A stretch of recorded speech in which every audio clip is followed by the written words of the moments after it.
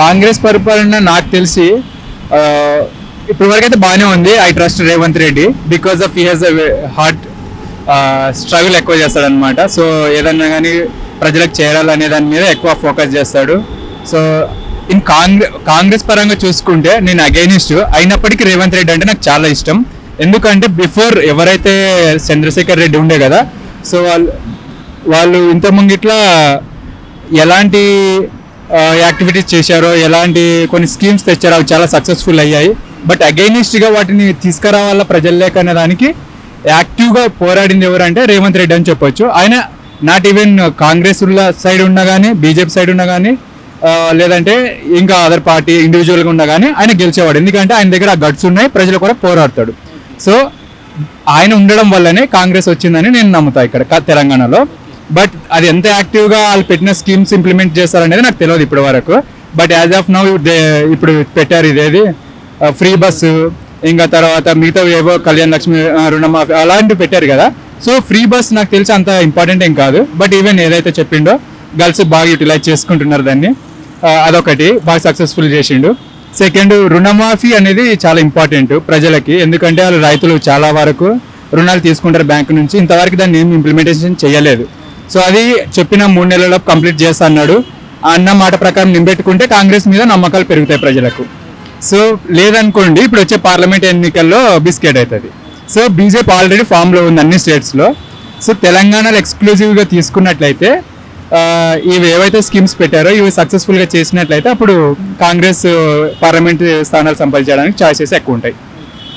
అంటే ఏమంటారు, ఈ యొక్క 6 గ్యారెంటీలు 100 రోజులు అమలు కాకపోతే మాత్రం పార్లమెంట్ మీద పక్కా ఇంపాక్ట్ ఉంటుంది అంటారు.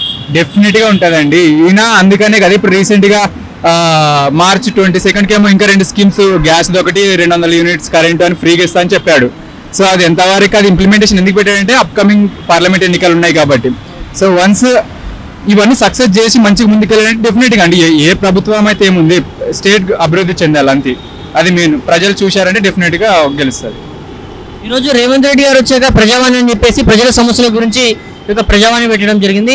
ఎంతో మంది వారి సమస్యను వ్యక్తపరచడం కోసం ఈరోజు ఇక్కడికి వస్తున్నారన్న, ఇలా చెప్పుకోవచ్చు. నేను ఓకే అండి, మీరు చెప్పింది కరెక్టే. రేవంత్ రెడ్డిని నమ్మొచ్చు.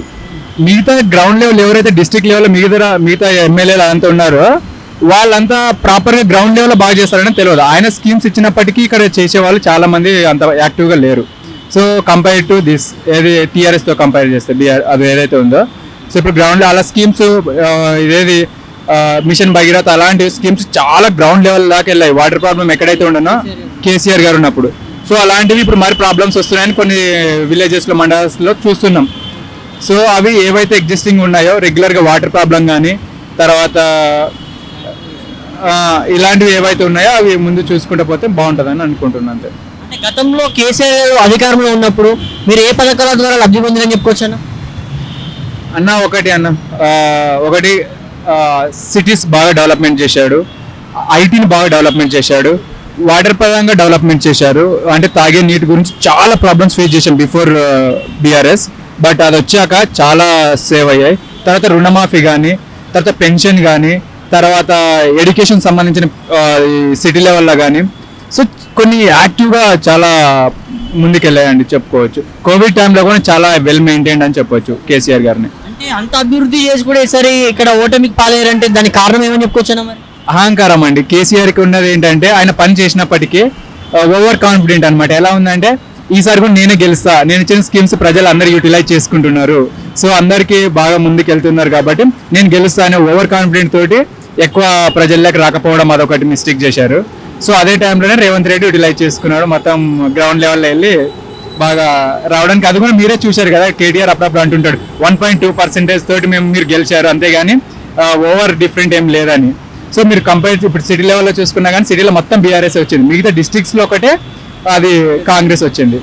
సో ఇది డిఫరెన్స్.